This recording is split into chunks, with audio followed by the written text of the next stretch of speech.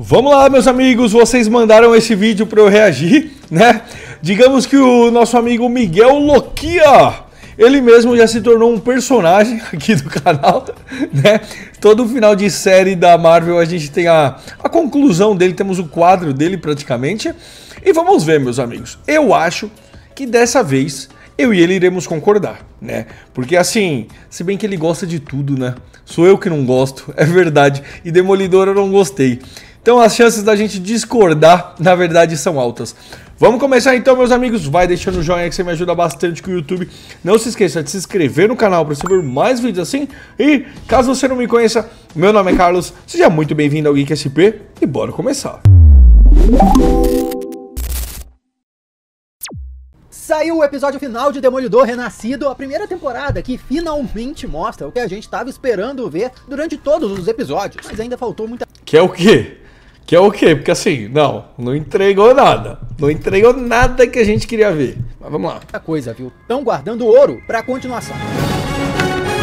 Olá, como vai? Tudo bem? Eu sou Miguel Loquia, seja muito bem-vindo a esse vídeo onde nós vamos desmontar o episódio 9 da primeira temporada de Demolidor Renascido pra pegar os Que assim, não aconteceu nada, né? detalhes, as referências e mais, desvendar o que possivelmente está por vir. O episódio se chama Direto para o Inferno e depois de assistir ele dá pra ter uma boa ideia por quê. Hell's Kitchen, a cozinha do inferno, que é um bairro de Nova York, virou literalmente um inferno, assim como toda a cidade. É curioso como o episódio faz essa transição do olho do mercenário na mira, com essa cor azul que o representa, cortando diretamente para um cervo, que é uma presa muito comum. E a gente já vira para a cena onde a presa, na verdade, é ele naquela situação, sendo recrutado. Galera, esses negócios que o Loquia repara, que o Nerdland repara também, são coisas que eu acho legal. Você vê um cuidado do diretor, né? Tipo, em fazer essas coisas com a câmera e tal, com as cores, com as imagens. Mas assim, não basta ter isso se o roteiro é uma merda, né? Se a história é um lixo. Então, tipo, vamos caprichar na técnica de filmagem, vamos caprichar com as cores, trazer sinais escondidos e tal. Mas aí o grosso, que é o roteiro, que é a história, é desinteressante, é uma merda. Sabe, parece que você tá pegando um cocô e colocando enfeite nele. Não adianta. Não adianta ter toda essa preocupação se a história em si... Você gostou de Demolidor? Tipo assim, eu gostei do último episódio, mas a história inteira valeu a pena a temporada? Ou parece que foi uma temporada típica da Marvel, que é só pra encher linguiça e te vender o Disney Plus? Porque não aconteceu nada. Nada. Né? Diferente das séries, das temporadas da Netflix, onde tinha uma mudança, tinha um arco. O arco todo dessa temporada a gente já tinha visto na terceira. Tá ligado? Foi só um repeteco pra jogar pra segunda. Pela Vanessa, segunda temporada, oferecendo uma condicional a ele, desde que o cara mate uma galera. Só mesmo com o Poindexter medicado pra darem uma caneta na mão dele e ficarem tranquilos, né? Não... Verdade, não tinha parado pra pensar nisso, né? Caralho, Loquia, bem visto, não tinha parado pra pensar nisso. Isso aí, na mão desse cara, é um fuzil isso daí. Não coincidentemente, entre os dois tem esse cartaz aqui dizendo: faça mais do que te faz feliz. É fácil presumir que o que faz o mercenário feliz é matar. Mas por que então, depois disso tudo, ele foi atrás da Vanessa buscando vingança? Especificamente porque foi atrás do Wilson Fisk, que é quem ele tentou matar no episódio anterior. Será porque simplesmente tentaram fazer com que ele fosse morto dentro da prisão? Ou além disso, será porque eles deixaram que o Poindexter ficasse preso para começo de conversa? Pra mim parece mais óbvio que seja a opção número 1. Temos um... E por que, Loquia? Porque na terceira temporada, o Wilson Fisk mata a mulher dele e acaba com a coluna dele, destrói ele. Entendeu? Que é uma das coisas que não fez muito sentido. Eu agora com a cabeça mais fria, eu não compro isso de mesmo assim ele trabalhar pra Vanessa. Parece que ele é um idiota. Tipo assim, o marido da mulher me mata a minha mulher, me dá um pau, só que aí ela vem e me contrata falando que eles não tem nada a ver, não estão junto. Roteirinho Zé Ruela, né? E ele é um imbecil. Mais uma sequência maravilhosa de odeie a Heather Glenn, porque, pelo amor de Deus, essa mulher aí só consegue pensar que o Matt tá delirando, e o Fisk prova que de fato odeia o Matt com todas as forças, porque nem mesmo o fato do cara ter salvado sua vida fez ele ter algum tipo de consideração ou pensar 2 vezes em matá-lo para os seus interesses. Agora, assim, da Glenn, pra mim, ela é a pior parte da temporada, porque ela começou com uma personagem promissora, uma personagem legal, que teria um embate legal com o Matt Murdock na questão de ser um justiceiro, e ela virou da água pro... Mano, tipo, como que fala? É da água pro vinho, por causa do negócio com o Muzi, né? Do Paulo Muzi. E aí ela contra o Demolidor. Sabe, não faz sentido nenhum ela ir contra o cara que salvou a vida dela. E virar essa personalidade, tipo assim, mano, a mulher é uma psicóloga. O que ela mais teria que fazer é tentar entender o seu marido, o seu namorado. E em nenhum momento ela tenta entender ele. Todo momento ela não tem paciência pra ele. Sendo que ela é uma psicóloga. Certo? Era pra ela é mais que todo mundo aí, tentar compreendê-lo. Né? Agora, a estratégia não foi tão interessante, né? Esperar as luzes da cidade se apagarem para ir matar o advogado cego, que não vai sentir nenhuma diferença com a luz apagada ou acesa. Ainda mais esse cara sendo o Demolidor. A luz apagada só ajuda ele a fugir, caminhar por aí sem ser notado. O encontro dele...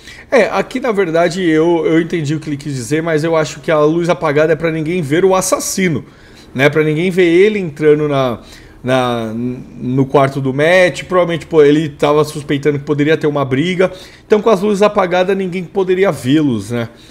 Iriam estar distraídos, o pessoal, enfim.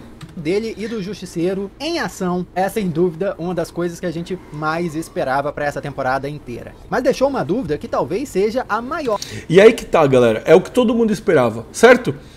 Por que a Marvel não entregou isso? Vocês estão entendendo o ódio mortal que eu tenho dessa empresa de babuíno? Porque ela sabe o que o fã quer, ela sabe o que o público quer, só que ela insiste e encontra. E não tô falando pra ser o Matt Murdock e o Justiceiro a temporada toda, mas olha quantos capítulos lixo a gente teve, meus amigos. Lixo, aquele capítulo do banco, sabe? Que poderia ter colocado uma missão do Demolidor com o Justiceiro, ou do Justiceiro, só um episódio filler. Sabe, cara, a Marvel é péssima, cara, eu falo, o Disney Plus é o pior streaming que tem, é o pior. Não tem uma série, tirando o Andor e Mandalorian na primeira e segunda temporada, não tem uma série que você fala que é digna de alguma coisa. Eu sei que vocês gostam de Loki, de WandaVision, mas eu não sou tão chegado assim. Sabe, é o pior, toda a série é fraca, toda a série é um lixo, que nem a Netflix, você ainda acha um tesouro aqui e ali, que às vezes nem é a produção dela, mas a Disney, cara, é muito podre, tudo é muito podre, né? Que nem aqui não faz sentido, os guardinhas estavam aqui esperando o Matt Murdock, aqui embaixo. Primeiro, como que o Matt Murdock entrou no prédio? Ah, beleza, entrou pela porta dos fundos e tal, tá bom, eu compro. Por que eles não invadiram antes? Por que esperou o Matt Murdock? Porque o Matt Murdock estava no hospital, já era pra eles terem entrado antes, sabe? Como que o Justiceiro entrou também? Ah, pode ter entrado escondido também. Mas sabe, não faz sentido. De toda a franquia do Demolidor. Como é que ele levantou ali com a roupinha do hospital e de repente já caiu do teto vestido de Demolidor? Onde é que ele trocou a roupa mais rápido do que o Superman na cabine telefônica? Aí eu até compro, tá ligado? Coisa de super-herói. Até compro. Mas uma coisa que foi péssima nessa cena é o ombro dele, que teve um tiro de fuzil. Mano, ele segurando arma, dando soco na cara, com o ombro daquele jeito. Então pra que teve a cena? Pra que teve a cena no penúltimo episódio? Foi só pra impactar. Porque eu volto a dizer, esses roteiristas são fracos, são amadores. Os roteiristas da Disney, que nem não adianta ela não lacrar na série. Se os seus roteiristas são tudo lacrador. São roteiristas que não mereciam essa vaga de emprego. Só entraram por conta de inclusão, por conta da cor da pele, pela opção sexual. Eles não são gabaritados, galera. Não são. Eles esquecem. Aí vamos colocar o Demolidor tomando um soco, um tiro, só pra impactar e levar pro último episódio. Que no último episódio não vai ter peso nenhum, mano. Não tem peso nenhum o protagonista tomar um tiro. Olha que lixo. o nível de violência. Aí perguntam pra ele, por que você fez isso? Ah, eu também não sei. Tipo, foda-se. Foda-se, tá ligado? Que a gente acompanha aqui é de deixar Deadpool e Wolverine com inveja. Quando foi avisado que Demolidor Renascido seria uma série para adultos, era esse tipo de coisa que a gente esperava. E sim, é verdade, nós tivemos alguns momentos nos episódios anteriores, mas nada nesse nível. Mas é nessa cena que nós temos talvez um dos maiores desperdícios de personagem. E aqui é o problema também desse negócio de mais 18. Não me entendam mal, eu amo isso aqui, amei essa cena. Eu gosto de gore, gosto dessas coisas. Mas parece que a Marvel acha que ser mais 18 é só isso. Não, já que é mais 18, coloca sangue aí e dane-se. Não. Ser mais 18 também envolve você caprichar mais no roteiro. Que coisa que no roteiro blockbuster você não precisa se importar tanto. Porque é pro grande público, é pra criança, então tem que ser algo digerível, digestível, pra todo mundo entender. Agora, quando é uma série que se propõe a ser mais 18, você dá mais liberdade para os roteiristas poder trabalhar num roteiro mais elaborado, num roteiro com assuntos mais sérios, né? Um exemplo que eu sempre dou, Game of Thrones. Cara, tinha episódio que não tinha cena de ação nenhuma. E você não sentia falta, porque o roteiro era tão gostoso, a política entre os personagens era tão satisfatória, a trama, que a cena de ação, você nem até esquecia da cena de ação.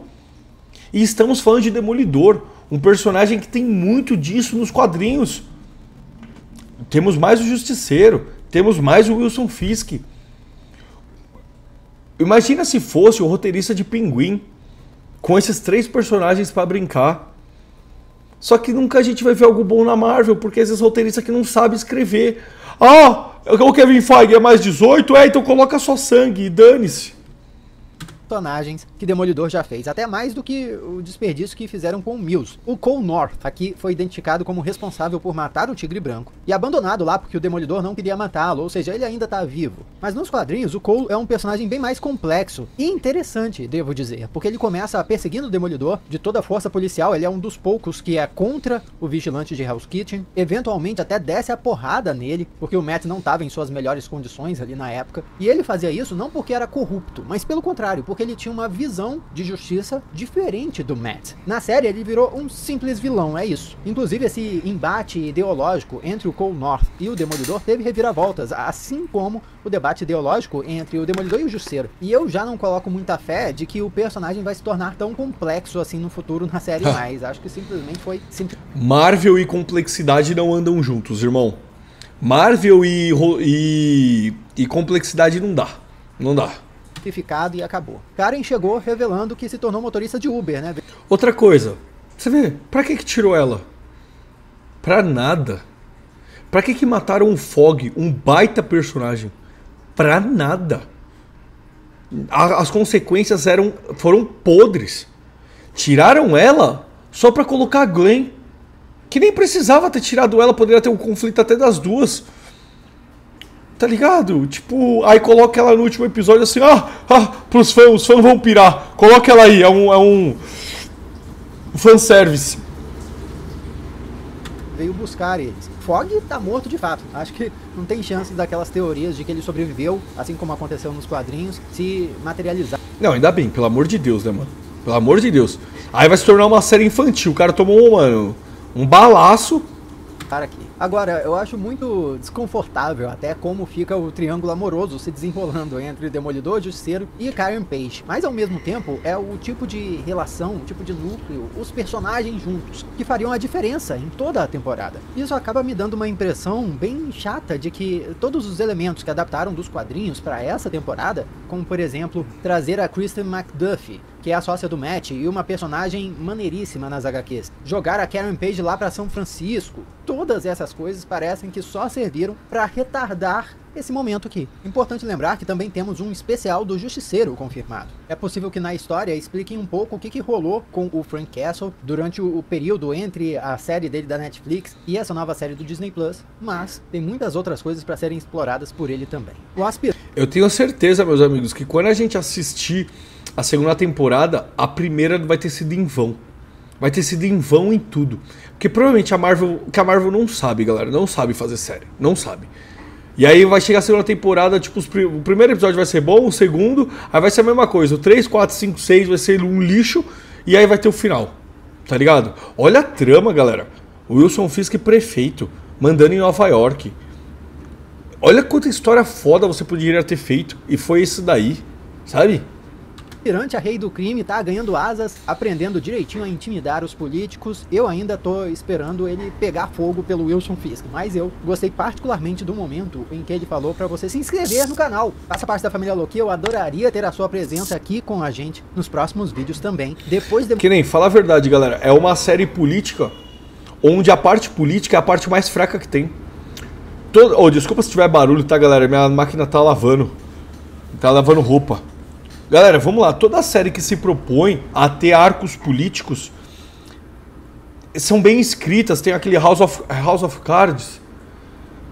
Toda série que envolve política, você vê que tem um cuidado com o roteiro, com as tramas, com a interação entre os personagens, um querendo passar a perna no outro. Cara, nessa série que se propôs a ser política do começo ao fim, a política é a parte mais fraca. Um prefeito que não sabia que tinha politicagem, não sabia que tinha... como que fala, cara? Esqueci agora o nome. Mas que assim, não é só mandar fazer as coisas que as coisas acontecem. Não, tem toda uma cadeia de pessoas que precisam aprovar e tal. E ele é o rei do crime, né? Todo o arco político e o arco de advogado, que era pra ser outra coisa boa que eu amo, séries de advogados, é a parte mais fraca, é a parte mais simplória. Por quê? Porque as pessoas que estão envolvidas no roteiro não sabem escrever. Lembra daqueles personagens, lembra daqueles roteiristas que apareceram no She-Hulk? Lembra daquelas figuras estranhas? São eles, sem experiência nenhuma de vida.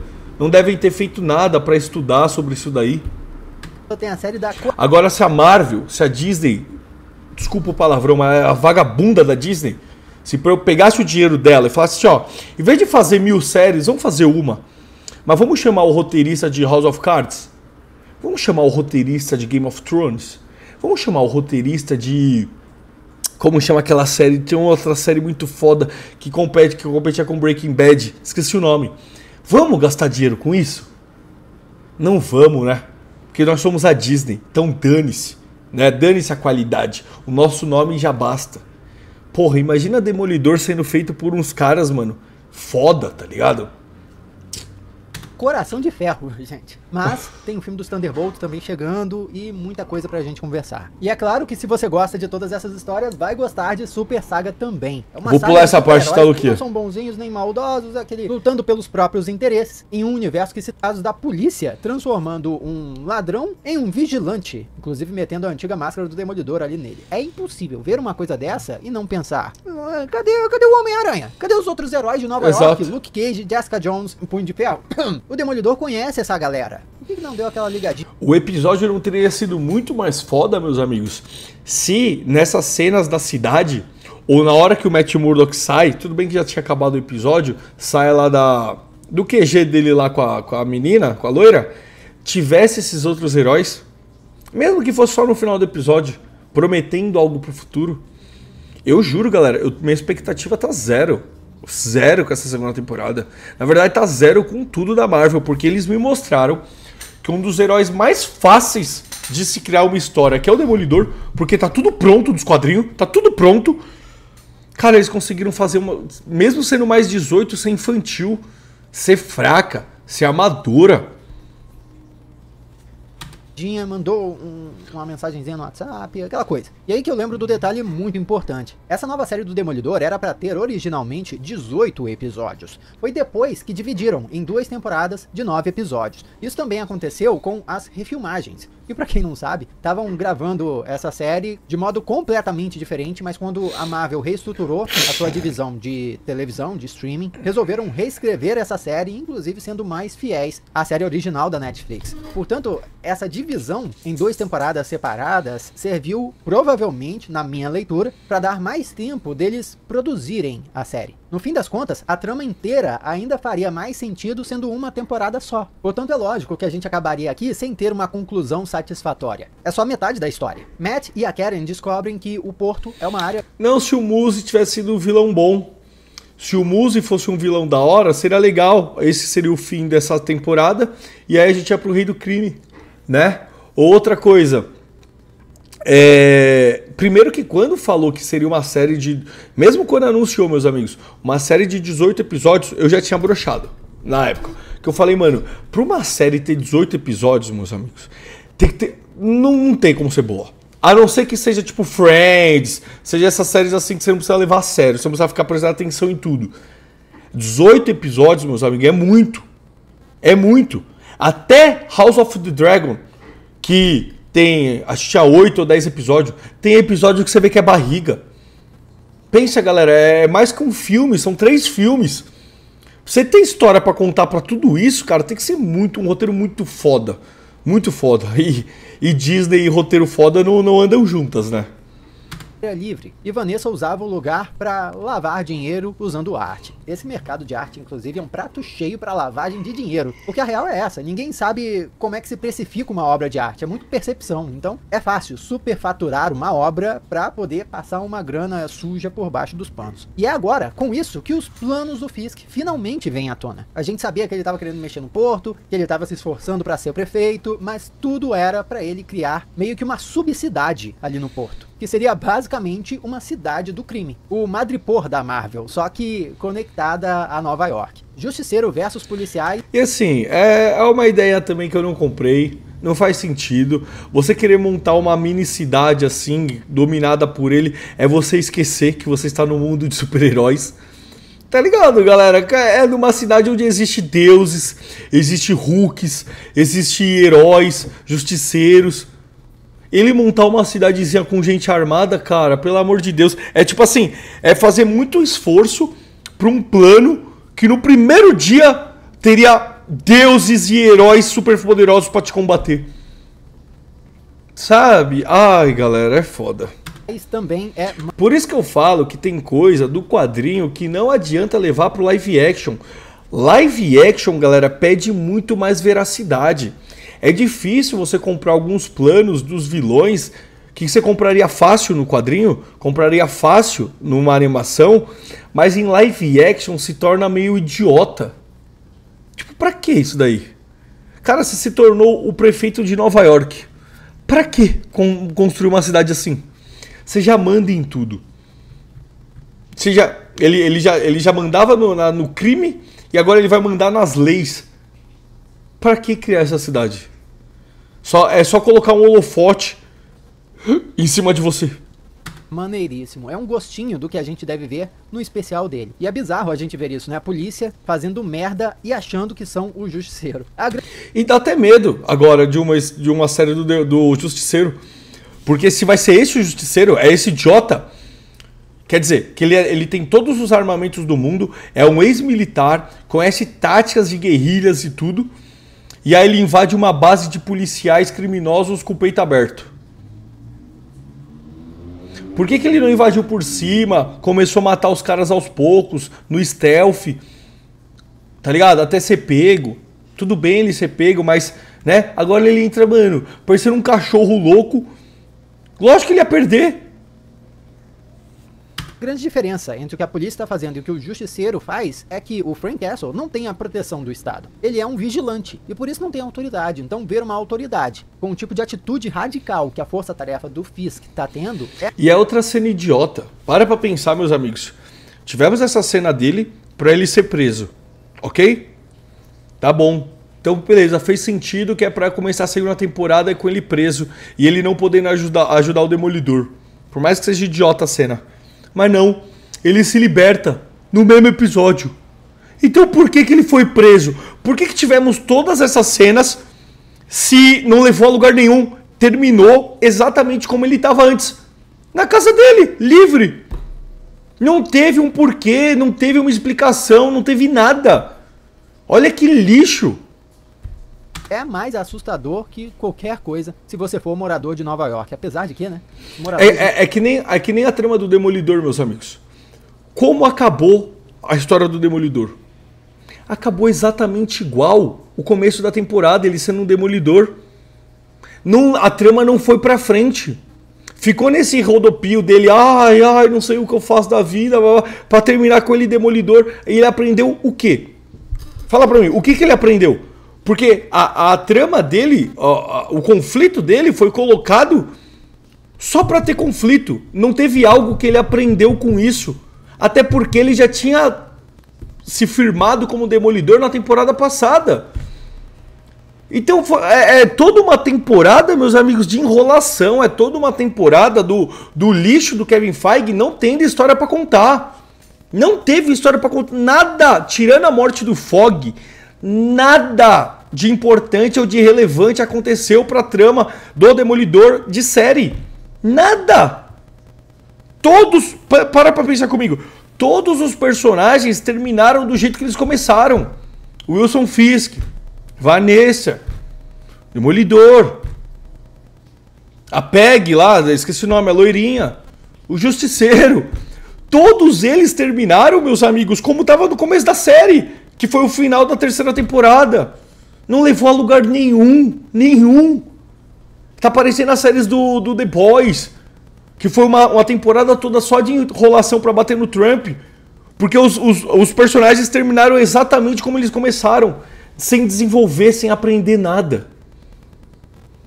Nova York lidam com cada coisa em Nova York, é alienígena, Eu imaginei que quando o Matt chegasse no porto, ele escutaria o Frank Castle e iria salvar ele, retribuí-lo por tê-lo ajudado lá atrás no hospital. Não seguimos esse caminho, Matt tirou outra conclusão, e isso conversa com o que a Marvel tá produzindo a seguir. Afinal, antes da segunda temporada vai ter o tal especial do Justiceiro, onde o Frank vai ter que estar sozinho. Mas agora, bizarra a cena em que o Rei do Crime mata o comissário de polícia. Melhor nem mostrar aqui, mas que episódio violento. E esse aqui foi o ápice. Essa é a marca do fim da lei na cidade. Entre suas mãos ali, o Fisk matou a autoridade policial tradicional. Transformou seu cargo na prefeitura em uma ditadura disfarçada, onde ele não se porta realmente, nem respeita a vontade ou a opinião dos outros. Totalmente antidemocrático, né? É de fato o rei do crime comandando a cidade como comandava os seus negócios. Outro momento... E eu gostei da cena, tá? Eu sei que muita gente achou muito gore, explicitamente pra nada, mas pra mim foi meio que pra mostrar também o quanto ele é, sim, ele tá pau a pau com o Demolidor pra sair na mão, sabe? Ele não é só um gordão, uma pessoa normal. Ele tem uma força também, sabe? Momento maravilhoso pra odiar a Heather, que agora é secretária, da saúde mental do Fisk. Eu não sei que destino estão planejando pra essa personagem, mas... Que trama lixo a dela. Volto a dizer, meus amigos, ela é uma pessoa do bem, amorosa, simpática, que tenta entender o Matt. Aí, um bandido entra na casa dela, ela é salva pelo Demolidor, só que aí ela tem um trauma que ela muda de personalidade. Ela sabe o lixo que é o rei do crime.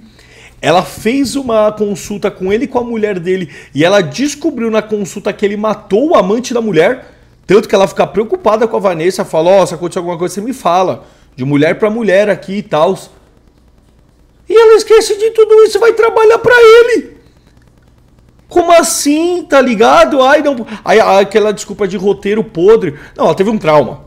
A pessoa tem um trauma significa que ela pode virar tudo, sabe? Nossa, muito fraco, galera. Mano, não dá, mano. A Disney, a Marvel, eu acho que a pior... A Disney, vai, que Star Wars é lixo também. É a pior empresa de séries, cara. Consegue passar a Netflix. Sabe por que ainda é a pior? Porque ela tem os melhores personagens. E mesmo assim ela consegue cagar. Meu Deus, cara. Mas espero que não seja um destino muito feliz. O Matt Murdock tem que acabar esse relacionamento. Isso aí tem que rolar, pelo amor de Deus. Nesse momento, todas as reportagens da Bibi Yurik se justificam, porque nós vemos a transformação nas pessoas na cidade. Diferente das outras vezes, onde cada um tinha uma opinião diferente, agora todos estão silenciados. Ninguém fala de fato o que pensa nas reportagens. E essa definitivamente é uma escolha proposital. O Demolidor disse que precisava de um exército para enfrentar o que está acontecendo. E é nesse momento que todo mundo segura na cadeira e pensa, os defensores estão chegando. Quando a Karen abriu aquela porta, imediatamente eu pensei, nossa, vai ser igual a cena em que apresentaram os novos Vingadores lá em Era de Ultron. Capitão América e Natasha abrem a porta e pô, a nova equipe aparece e vai ser a mesma cena épica, versão urbana do universo cinematográfico da Marvel. Nossa, arrepiei agora. Mas aí a gente só encontra um monte de policial aposentado, velho.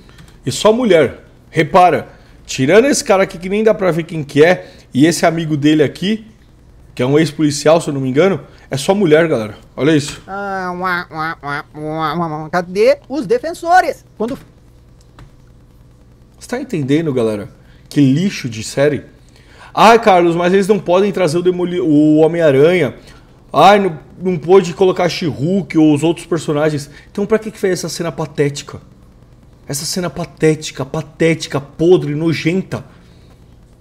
Nossa, galera, pelo amor de Deus. Fisk mostra a sua prisão particular, a ficha pra mim caiu. Quem tava preso lá, além do Frank Castle, que logo foge, né? Mas a gente chega lá, é o espadachim, olha ele aqui. Então todos os vigilantes ou qualquer pessoa em si contra o Wilson vai preso. Isso me remeteu diretamente à Guerra Civil, não do filme, mas dos quadrinhos. Porque quem leu as HQs sabe como o filme adaptou bem suavemente o conceito das HQs. E essa temporada de Demolidor, além de se inspirar na HQ O Reinado do Demônio, onde o Wilson Fisk vira prefeito e o Demolidor se une com outros heróis para enfrentar ele, dá para identificar também muitos elementos da própria Guerra Civil das HQs, como por exemplo essa prisão aqui. O Reed Richards estava prendendo os heróis que eram contra a lei de registro na zona negativa, uma outra dimensão, como se fossem prisioneiros de guerra mesmo, e ao mesmo tempo o Capitão América tinha uma equipe de Vingadores que precisava se manter escondida, já que eram fora da lei. Esse momento de uma equipe escondida no bar da Josie é muito o sentimento que Guerra Civil teve nas HQs e que o filme mesmo nunca conseguiu passar. Faz sentido, né? Afinal, o filme tem um tempo limitado e a mega saga Guerra Civil teve muitas subtramas. E finalmente vamos ver isso ano que vem,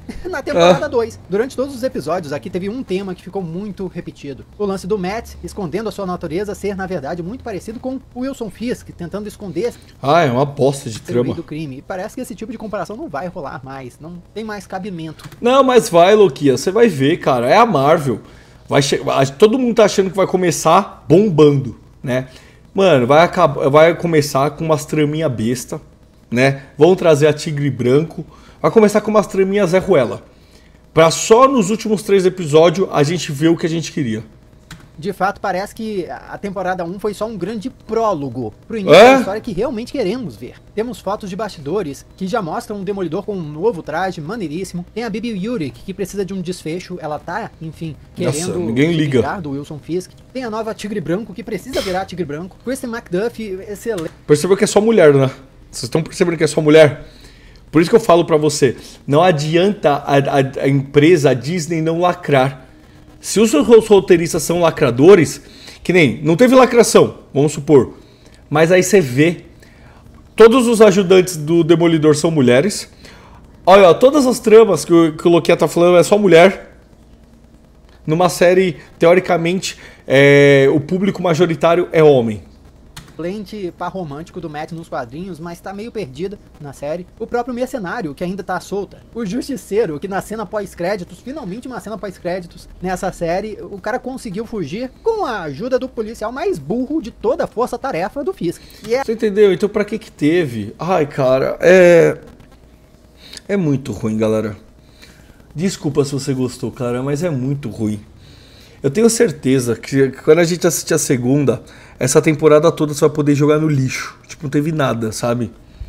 É aí que entra a minha aposta. Eu aposto quanto vocês quiserem. Aposto quanto vocês quiserem. O especial do Justiceiro vai acompanhar o personagem depois de ter escapado da prisão do Fisk, mas também deve mostrar um pouquinho do passado, do que ele andou fazendo antes do começo da série. E é claro, os defensores, os outros heróis da cidade de Nova York. Matt conhece todos eles, já lutou ao lado deles. É natural haver uma expectativa de que pelo menos alguns desses retornem. O que nos leva... não quero ninguém, galera. Ninguém. Ao Homem-Aranha. Tá atuando na cidade, essa situação... Mas é melhor do que os que tem hoje. Vai afetar ele, o que inclusive me faz pensar se o filme do Teioso vai lidar com as consequências disso aqui. Minha única tristeza é que esse final não foi um final de fato, né? Foi só um vem aí, mas que foi um episódio... Que é a Marvel hoje é assim. O filme é uma merda, aí termina com pós-crédito, não, mas o Kang, multiverso, multiverso. É sempre, e eles já cometiam esse erro na Era de Ouro, é sempre no próximo. Sempre no próximo você vai ver.